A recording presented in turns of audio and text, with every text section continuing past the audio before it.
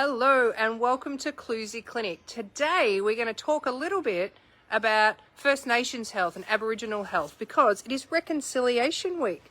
So we've got Reconciliation Week this week, and then in July we've got NAIDOC Week. So these are very big weeks for us to pay our respects and celebrate those First Nations people. So I am wearing my Indigenous Carlton jumper, which is just new from the Indigenous round, because I just love the colours, I love the art, and I love First Nations people because they really show us what it's like to have a connection to country, so to the earth, and have a connection to source, to spirit. So their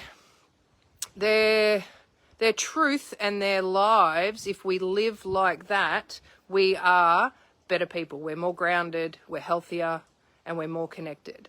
So why do First Nations people suffer more health conditions than a Caucasian? Well, if we want to look at in A&F how we address illness, what is the number one effect on our health? Emotions, traumas, stress. So can you imagine, just imagine what it was like. You are a First Nations person walking around on country, on your land, and then you are invaded. So you're a hunter-gatherer, you have spears, you may have a knife, you've got axes that you've made, and then people with cannons and guns turn up and slaughter you, or slaughter your family, or slaughter your whole community. That is a massively significant trauma. So generational traumas passed down through their DNA line and through their history causes mass illness within their people. Also, people of Aboriginal descendants and heritage don't have the same physiology as we do. So they can't tolerate the same things we do. So, for example, Aboriginals back in the day, their DNA, their bodies are adapted to parts of food shortages. So their body gets used to the starvation for a while they're hunting, gathering, they're living off tubers, off the roots of plants or grubs, or if they're lucky they catch kangaroo, dingo, emu, things like that. But they had long periods of no food. And then Western civilization turns up on their doorstep, gives them access to fast foods, food all the time.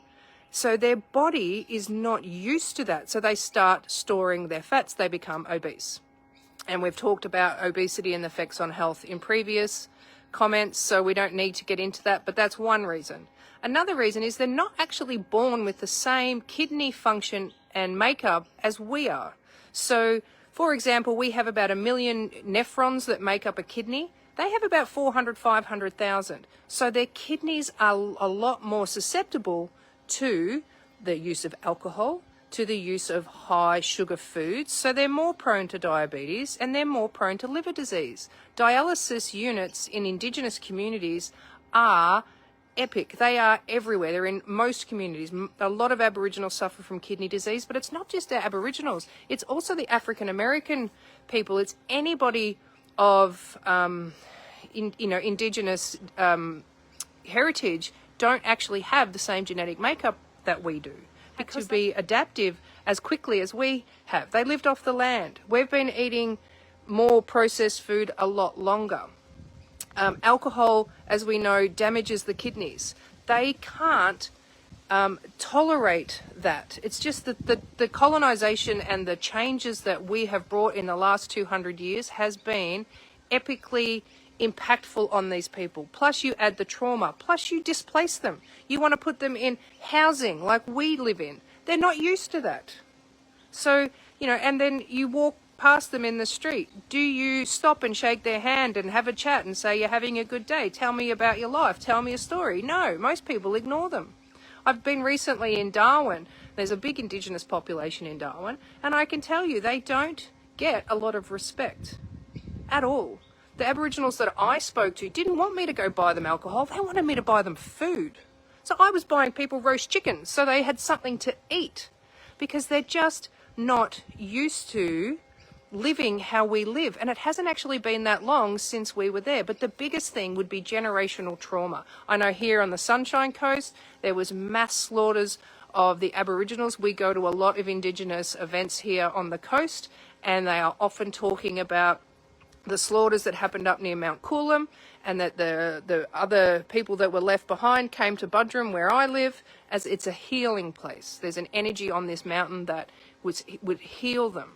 I love the Dreamtime stories. I love all of that. We should be assimilating together, not demanding that they live our way. Because to be honest, what is our way? Our way, we are the sickest people in the world. We are the fattest people in the world. We use more pharmaceuticals than anybody else in the world. So who says that our way is right? I would love to learn more about Aboriginal culture. When I grew up in school, we didn't even talk about it. We learned about ancient Egypt, and we learned about, which is cool by the way, but we learned about English history. I would rather learn about Indigenous history. I want to know how to get out there and catch myself a goanna and live off the bush for a week or two. That would be awesome. That's my kind of thing. I lived off grid for 6 years. You know, I know what it's like to catch and kill my own food. But to do it their way with their respect for Earth would just be next level. We encourage CJ to grow up with an Aboriginal, a connection to land as well, to country. So they do have health challenges that we don't. So during Reconciliation Week, just think about the impact of their history, especially in the last 200 years, have had on their health, and show a little bit of respect. These people have been around for 60,000 years, longer than we have. They know this land better than we do. We should be leaning on them more. We should be gathering together more. So during this Reconciliation Week, have a little bit of empathy, have a little bit of just a bit of thought about what it would be like for you if, you were sitting at home one day and a group of invaders came and took everything and completely changed your way of life and made you eat things that you weren't used to, poisoned you with their alcohol. Could you just imagine what that would be like? We'd even be a sicker nation than we already are. So everybody needs to work together to respect physiologically why we're different and the traumas that we've all gone through, whether it's personal trauma or whether it is community trauma and race trauma. Because I was recently on the weekend, I went down to a walk for remembrance for the Rwandan genocide in the 90s, where there were over 300,000 people slaughtered. That was a civil war, because I have friends that were in peacekeepers from the Australian Defence Force and went. And the traumas that those people are carrying still is atrocious. So we just need to, as a community, band together and stop the separation. But yeah, spare a thought for our Indigenous brothers and sisters this week. They have been through a lot, and we need to respect that. So have a good week, keep healthy, get your gear on this week, and we'll see you next week.